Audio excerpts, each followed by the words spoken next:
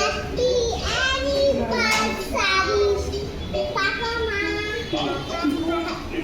Hello everyone, সবাই কেমন আছো? আশা করি সবাই খুব ভালো আছো আর আমরাও ভালো আছি। 12ই জুন ছিল আমাদের অ্যানিভার্সারি। প্রত্যেকবার অ্যানিভার্সারির থেকে এবারে অ্যানিভার্সারিটা একটু অন্যরকম কেটেছে। প্রত্যেকবার অ্যানিভার্সারিতে পরিবারের সবাইকে নিয়ে বাড়িতেই খাওয়া দাওয়া, কেক কাটিং সমস্তটা হয়, আর আমার কাছে সেটাই বেস্ট লাগে। প্রত্যেকবার অ্যানিভার্সারির সময় যেহেতু মা আমাদের বাড়িতে আসে, তাই রান্না বান্না এই সমস্ত কোনো দায়িত্বর হেডেক আমাকে নিতে হয় না। মাই সমস্তটা করে, মায়ের সাথে সাথে আমরা দুই বোন হেল্প করে দিই। এবার যেহেতু কিছু কারণে মা আমাদের অ্যানিভার্সারিতে আমাদের বাড়িতে আসতে পারেনি, তাই আমার বরের মনে হলো যে সারাদিন কাজকর্ম করার পরে এই সেই সন্ধ্যাবেলার সুন্দর মুহূর্তটা হয়তো আমি খুব একটা এনজয় করতে পারবো না। তাই আমার বর বললো বাড়িতে রান্নাবান্না করতে হবে না, চলো আমরা সবাই মিলে রেস্টুরেন্টে যাই। সেই বরের কথা মতন আমাদের বাড়ির কাছে একটি রেস্টুরেন্টে আমরা আসি, আর সেখানেই আমাদের অ্যানিভার্সারিটা পালন করি। তবে আমার না রেস্টুরেন্টের থেকে বাড়িতেই যে কোনো অনুষ্ঠান উদযাপন করতে খুব ভালো লাগে, এবং আমার পরিবারের সবাই সেটাই পছন্দ করে। কিন্তু কি আর করা যাবে, এবার রেস্টুরেন্টে আসতে হলো, কারণ বাবা মাকে অনেকবার করে আসতে বলেছিলাম, ওরা আসতে পারেনি। আর খুব মিস করছিলাম, বারবার বলছিলাম যে বাবা মা আসলে খুব ভালো হতো। আর সত্যি কথা বলতে আমার বাবা মা যদি আসতো তাহলে আর আমাদেরকে রেস্টুরেন্টে আসতে দিত না, কারণ তারাও সেটা খুব একটা পছন্দ করে, ওরাও বাড়িতে যে কোনো অনুষ্ঠান করতে বেশি পছন্দ করে।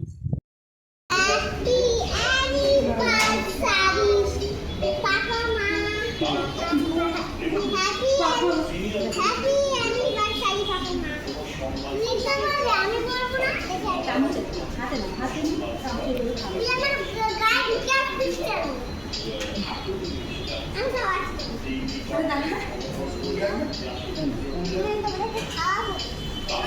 আমি খাবি আগে একটু খেয়ে না খেলে গাছ দিয়ে যাবে না।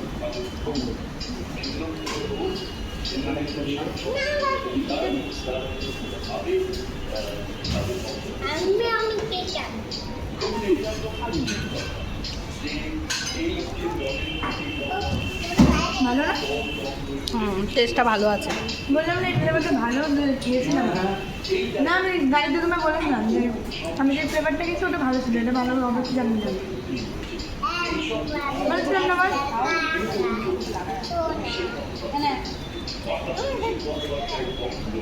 এটা ভালো।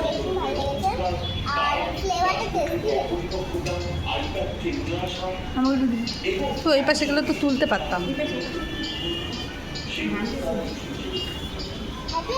এখানে বসে পড় না, আন্টি সিটটা অত বড়, ওখানে বস।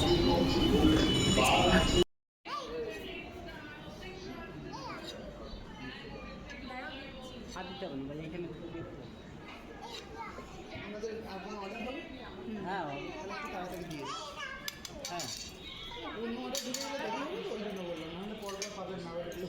কেক কাটিংয়ের পরে আমাদের খাবার চলে এসেছে টেবিলে। তো আমার মেয়ে আর দিদি ছোটো মেয়ের জন্য অর্ডার দিয়েছিলাম ফ্রাই মোমো, আর আমাদের সবার জন্য অর্ডার দিয়েছিলাম চিকেন ফ্রাই প্যান মোমো।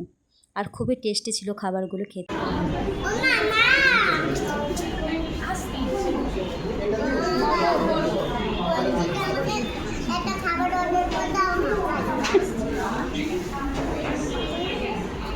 প্রথমে খাবার অর্ডার দিতে গিয়ে আমরা একটা ছোট্ট ভুল করে ফেলি, সেটা হলো যে মোমো এত ভালো লেগেছে যে 2 প্লেট ফ্রাই মোমো দিয়েছিলাম অর্ডার, আর 4 plate fry pan momo order দিয়েছিলাম, তার সাথে একটা চিকেন শিক কাবাব অর্ডার দিয়েছে, যেটা খেয়ে অলরেডি আমাদের পেট ভর্তি হয়ে গেছে। এর পরের খাবারগুলো কী করে খাবো জানি না, দেখা যাক খেতে পারি কি না। আর ছোটোরা দেখো সমানে দুষ্টুমি করে যাচ্ছে, কারণ ওর মোমো এত ভালো লেগেছে যে আবারও বলছে মা ওর মোমো অর্ডার দাও।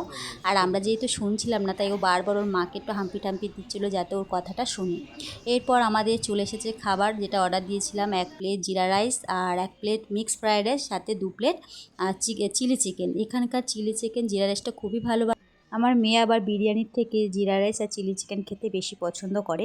তবে আমার দিদির বড় মেয়ের আবার এই সমস্ত খাবার অতটা ভালো লাগে না, ওর আবার বেশি ভালো লাগে বিরিয়ানি। তাই ওর জন্য অর্ডার দেওয়া হয়েছিল বিরিয়ানি, যেটা আসতে বেশ কিছুটা সময় লেগেছিল, আর ততক্ষণে আমরা খাওয়া দাওয়া শুরু করে দিয়েছিলাম। বিরিয়ানিটা দিতে যেহেতু একটু লেট করছিল, তাই ওকে বললাম যে একটু খেয়ে দেখ, ভালোই লাগবে। তো খেয়ে ওর খুব একটা ভালো লাগেনি, তবে আমাদের সবার খুব ভালো লেগেছে। তবে জানো তো, পুরো খাবারটা খেতে পারিনি, কিছুটা খাবার আমরা আবার বাড়ির জন্য পার্সেল করে নিয়েছিলাম। চলো তাহলে আমরা খাওয়া দাওয়া কমপ্লিট করি, আর আজকের ব্লগটা এখানে এন্ড করছি। পুরো ব্লগটা কেমন লেগেছে জানিও। আজকের মতো টাটা বাই বাই, আবার দেখা হচ্ছে খুব শীঘ্রই নতুন একটা ব্লগ।